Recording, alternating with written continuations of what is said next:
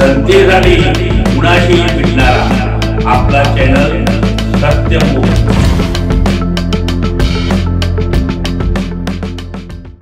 कोल्हापूर जिल्हा दूध उत्पादक संघटना यांच्या वतीने मुंबई येथे दुग्ध विकास मंत्री माननीय नामदार श्री अतुल सावेसाहेब यांना गाय दूध दरात 4 रुपयांनी 3 रुपये कपात झाल्याबद्दल आणि ही कपात तुर्तास थांबवण्याबाबत निवेदन देताना कोल्हापूर जिल्हा दूध उत्पादक संघटना जिल्हाध्यक्ष श्री ज्योतिराम घोडके, वडनगे अनिल जाधव, पन्हाळा तालुका अध्यक्ष राजाराम पाटील, सागर पाटील, आनंदा चौगले, खेवडकर यांच्या वतीने देण्यात आले।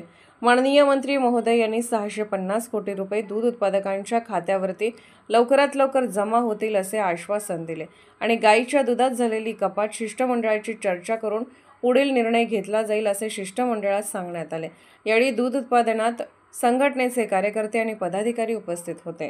जनतेसाठी कुणाशीही भेटणारा आपला सत्यमुख। लाईक करा, शेअर करा आणि बेल आयकॉन ऑन करा। मित्रांनो, विसरू नका।